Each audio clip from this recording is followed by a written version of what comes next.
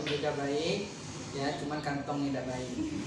Oke, baiklah anak bapak, sebelum pembelajaran kita mulai, ada baiknya kita awali dengan persiapan dalam pembelajaran dan membaca doa. Kepada ketua kelas, bapak persilakan untuk menyiapkan kawan-kawannya untuk berdoa. Semua siap? Siap. Berdoa mulai. Bismillahirrahmanirrahim. Alhamdulillahi Rabbil alamin. Ar-Rahmanirrahim. Maliki yaumiddin. Iyyaka na'budu wa iyyaka nasta'in. Ihdinas siratal mustaqim. Siratal ladzina an'amta 'alaihim ghairil maghdubi 'alaihim waladdallin. Amin. Rabbir shrahli sadri wa yassirli amri wahlul 'uqdatam min lisani yafqahul qawli. Amin. Baiklah, terima kasih. Semoga pembelajaran kita pada hari ini bisa lancar dari awal sampai akhir pembelajaran. Baiklah anak-anak, sebelum pembelajaran Bapak akan absensi dulu teman-temannya. Mana ketua kelasnya? Siapa yang tidak masuk hari ini? Hadir semua, Pak. Hadir semua. Oke, kalau hadir semua Bapak catat hadir semua di laptopnya. Oke, baiklah anak-anak.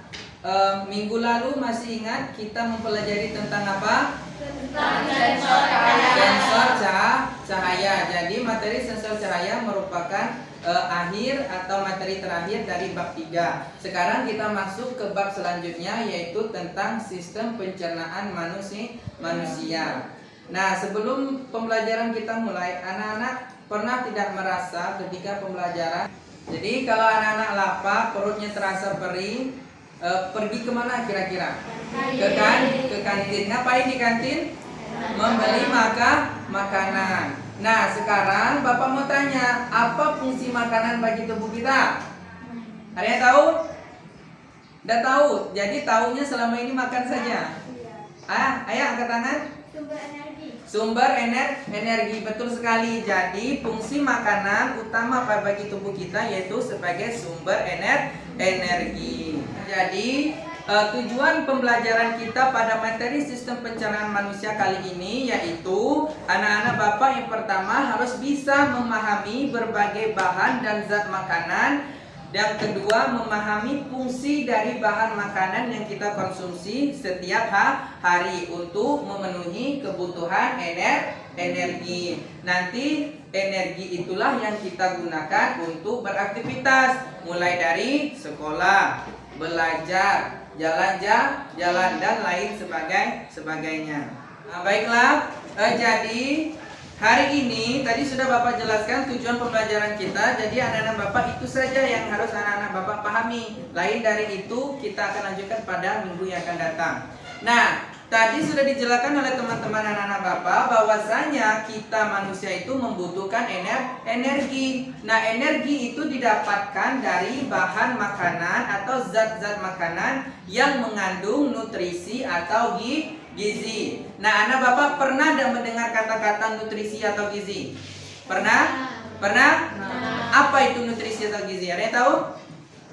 Oke, Bapak jelaskan. Nutrisi atau gizi adalah zat yang dibutuhkan makhluk hidup sebagai pertama, sumber energi, mempertahankan kesehatan, pertumbuhan, dan untuk berlangsungnya fungsi normal pada setiap jaringan dan organ tubuh kita. Jadi intinya gizi itu ialah sebagai sumber utama bagi kehidupan kita. Paham? Apa tadi? Gizi sebagai sumber energi kehidupan kita pada tubuh kita, seperti itu. Nah, pada nutrisi dan gizi atau zat makanan yang kita konsumsi setiap hari itu terdapat 6 jenis macamnya atau terdapat 6 macam jenis nutrisi. Apa saja? Yang pertama tadi apa? Karbohidrat. Yang kedua lemak. Yang ketiga protein. Yang keempat vitamin. Yang kelima mineral, dan yang terakhir adalah air. Nah, 6 jenis inilah yang kita butuhkan atau tubuh kita butuhkan setiap harinya untuk melengkapi energi yang kurang pada tubuh kita. Paham atas ini? Paham? Ada berapa jenisnya tadi? 6. Yang pertama karbohidrat, yang kedua lemak, yang ketiga protein, yang keempat yang kelima, yang keenam air. Nah, jadi di sini Bapak sudah menyediakan sebuah kolom ya. Di sini anak-anak Bapak nanti akan Bapak bentukkan kelompok, di mana di sini anak-anak Bapak akan mengisikan satu jenis contoh dari macam-macam zat yang kita butuhkan tadi, sekaligus menjelaskan zat apa itu, fungsi bagi tubuh kita apa. Nah, jadi sekarang silakan anak Bapak membentuk kelompok. Dibentuk dan sudah anak-anak diskusikan. Silakan kelompok 1 Bapak persilakan untuk mengisi atau mengisi kolom yang sudah Bapak sediakan. Nah, kelompok 1. Tepuk tangan untuk kelompok 1. Nah. Sini. Karbohidrat ada 3 jenis, yaitu gula, bati, dan serat. Gula disebut karbohidrat sederhana, ditemukan pada buah-buahan, madu, dan susu.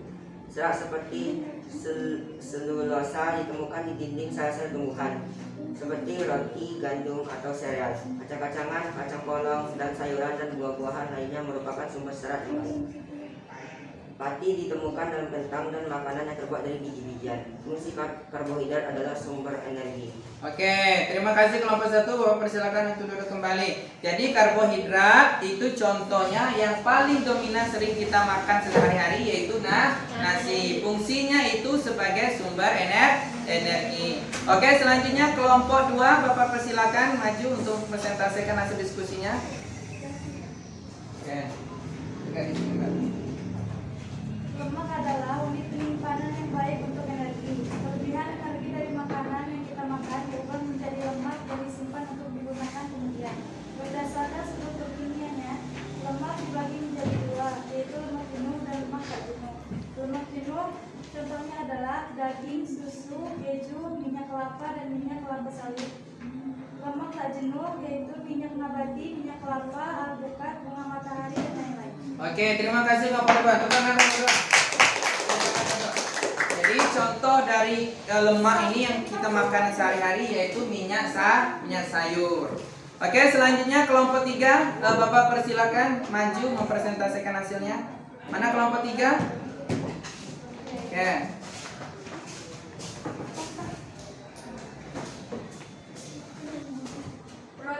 Protein dibutuhkan sebagai penghasil energi untuk pertumbuhan dan mengganti sel-sel tubuh kita yang rusak, pembuatan enzim dan hormon, dan pembentuk antibodi. Protein terbagi menjadi 2, yaitu hewan protein hewani dan tumbuhan protein nabati. Oke, selanjutnya kelompok selanjutnya Bapak persilakan untuk presentasikan hasilnya. Oke, maju ke depan. Kelompok berapa? Kelompok 4, ya. Kelompok 4. Oke, masih spidolnya. Oke, tegak samping kawannya. Ya. Vitamin yang larut dalam air, vitamin B dan C. Vitamin yang larut dalam lemak, vitamin A, D, E, dan K. Vitamin dibutuhkan dalam jumlah sedikit namun harus ada, karena diperlukan untuk mengatur fungsi tubuh dan mencegah beberapa penyakit. Oke, silakan duduk. Terima kasih kelompok 4. Kelompok 4. Oke, selanjutnya silakan kelompok yang kelima.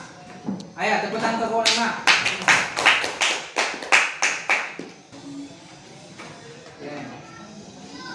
Mineral yaitu suatu nutrisi yang sedikit mengandung atau karbon. Mineral berfungsi dalam proses pembangunan sel, membantu reaksi kimia tubuh, mengangkut oksigen ke seluruh tubuh, dan pembentukan dan pembiaran Tubuh memerlukan sekitar 14 jenis mineral, diantaranya kalsium, fosfor, potasium, sodium, besi, yodium, dan sel.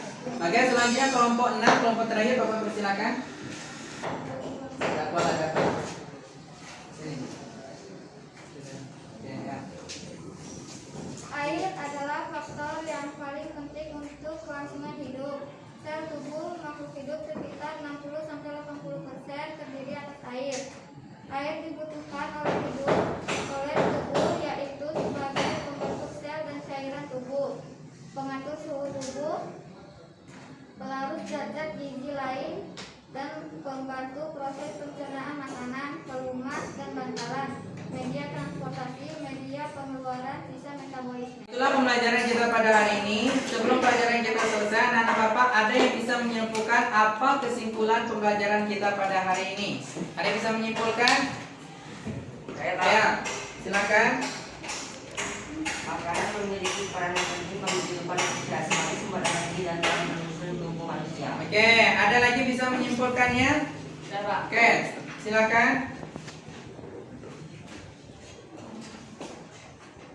Nomor 2, kebutuhan energi manusia dinyatakan dalam suatu kalori. Satu kalori itu menunjukkan jumlah kalori yang diperlukan untuk meningkatkan 1 gram air sebesar 1 derajat Celcius. Oke, selanjutnya masih ada yang bisa menyimpulkan? Oke, silakan Pak. Simpulkan. Karbohidrat adalah sumber energi utama pada tubuh yang sumbernya dapat berasal dari nasi, roti, sagu, atau kentang. Oke, masih ada lagi yang bisa menyimpulkannya? Pembelajaran kita pada hari ini. Oke, silakan. Lemak merupakan salah satu komponen yang penting bagi tubuh karena dapat melarutkan beberapa macam vitamin dan merupakan cadangan energi yang paling besar. Oke, ada lagi? Oke, masih bisa ya. Protein berperan sebagai penghasil energi, pembangun massa tubuh, dan pembentuk enzim, antibodi, serta hormon. Selanjutnya masih ada? Oke, silakan. Vitamin merupakan bahan yang wajib ada dalam bahan makanan walaupun dalam jumlah yang sedikit. Karena vitamin beberapa untuk mengatur fungsi tubuh dan mencegah beberapa macam penyakit. Jadi betul sekali kesimpulan disampaikan oleh anak Bapak tadi, yang ke-6 siswa tadi. Jadi kesimpulan dari Bapak yaitu bahwasanya energi merupakan sumber utama bagi seluruh kehidupan yang ada di muka bumi ini, terutama bagi manusia. Nah, sedangkan bagi manusia tadi kita membutuhkan sumber energi itu ada 6 macam jenisnya, yaitu ada karbohidrat, ada lemak, ada vitamin, protein, mineral, dan air. Itulah kita butuhkan dalam kehidupan kita sehari-hari, di mana dia memiliki fungsi dan perannya masing-masing. Demikianlah pembelajaran kita pada hari ini tentang sistem pencernaan pada makanan. Untuk PR di rumah atau tugas di rumah, silakan anak-anak Bapak mengerjakan soal yang ada di buku paket halaman 20 yang bagian B, silakan dikerjakan. Nah, untuk minggu depan kita akan mempelajari tentang proses sistem pencernaannya. Hari ini kita membahas tentang makanannya, zatnya. Minggu depan kita akan membahas proses sistem pencernaannya. Silakan dipelajari dan kerjakan tugasnya. Inilah yang Bapak sampaikan. Bapak akhiri dengan lafal hamdalah. Alhamdulillah Rabbil Alamin. Pak Iri, assalamualaikum warahmatullahi wabarakatuh. Waalaikumsalam warahmatullahi wabarakatuh.